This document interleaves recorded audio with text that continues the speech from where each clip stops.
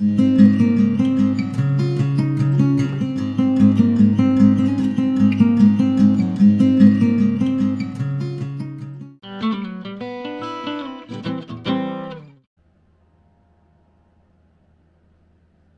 welcome to my channel, Freestyle Art with LDF-Designs.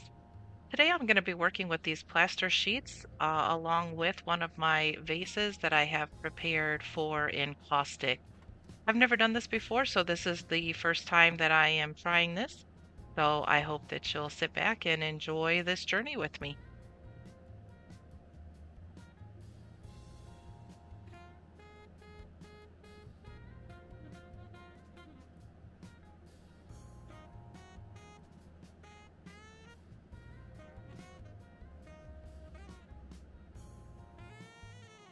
I do have a container of water just off the camera here, off screen, that I'm dipping these sheets into that is activating the plaster. If you've never used this product before, that's how it works. I realized I was going to need a lot more of these smaller strips, so I decided I better cut them up now before my hands got too messy with the plaster.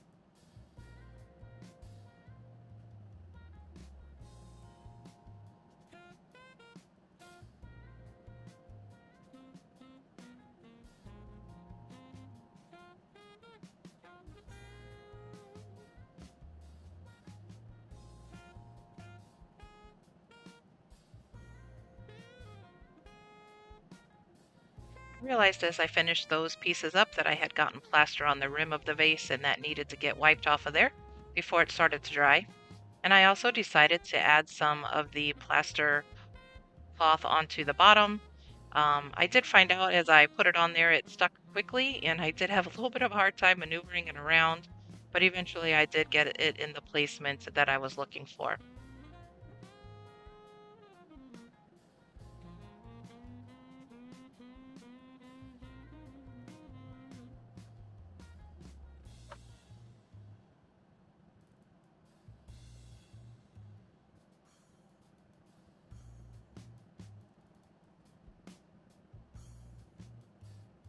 Now I let this vase sit overnight to make sure that it dried completely. Those pieces are kind of thick, and so it was important that they dry all the way through, and they were dried all the way through. So at this point, I decided I wanted to add some pan pastel to start coloring this plaster a little bit. I like to use these cosmetic wedges. I get them at the dollar store for pretty inexpensive, and they come in handy for a lot of different uses. I'm sure there's a lot of you out there that are already using them, but for anybody who may not know, they're a great little tool to have in your toolbox.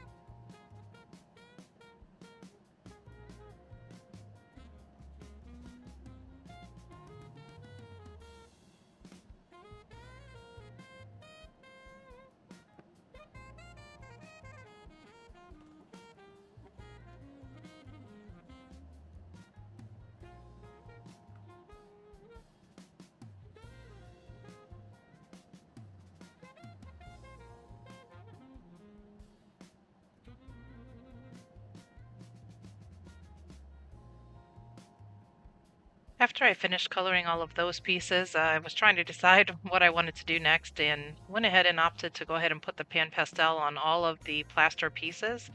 I used a couple of different colors just to try to create some different tones, but as you'll see as I keep going on this vase, a lot of this ends up getting covered up, but it did set the tone for the direction of the vase.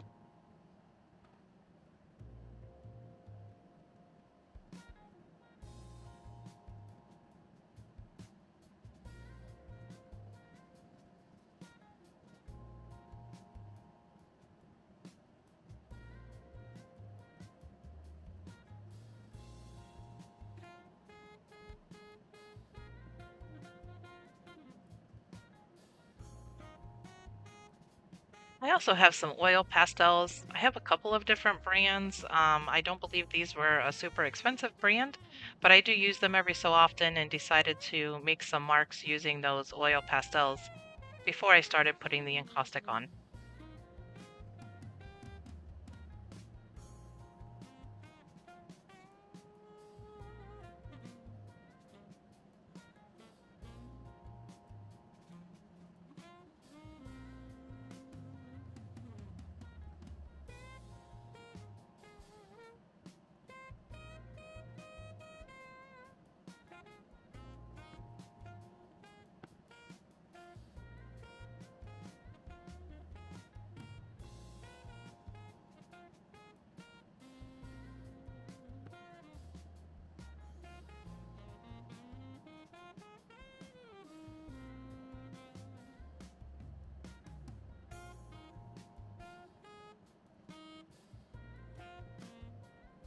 I decided to make those lines a little more solid. I wanted to make sure they had a little bit of showing once I got all the layers on, so went back over them again. It did leave a little bit of kind of residue, so I had to clean that off slightly because when you start to apply the encaustic over this, it can smear and smudge a little bit, so you want to use a light hand. I decided to use my fan brush and just go in between all of those sections that did not have the oil pastel just to start the encaustic and make sure I got a good coverage.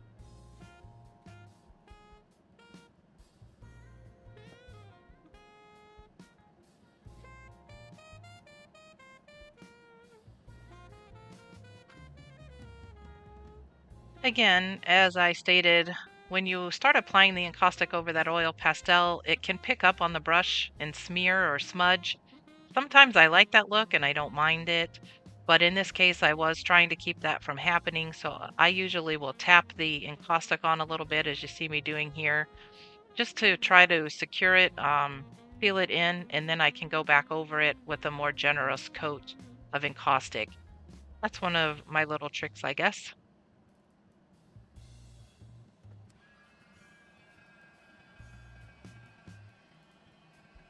Again, with those of you who know the encaustic world, every time you put on a layer, you do need to fuse that layer of encaustic.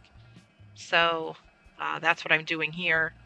And sometimes it can be a little challenging when you have a lot of texture and depth in the piece to get the wax heated through evenly, but without smearing the stuff that I have down underneath there. So a little bit tricky. It takes some time, takes some practice. I'm still not super great at it, but I've learned to kind of work with my smears and smudges.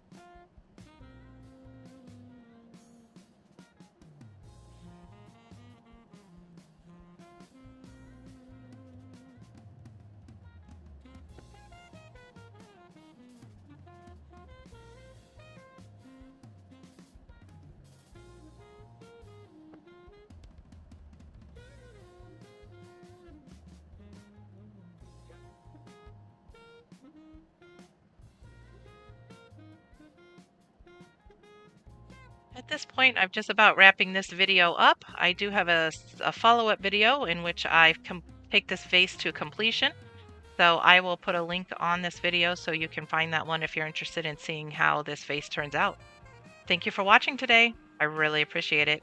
Be sure to give me a like or a subscribe if you haven't done so already.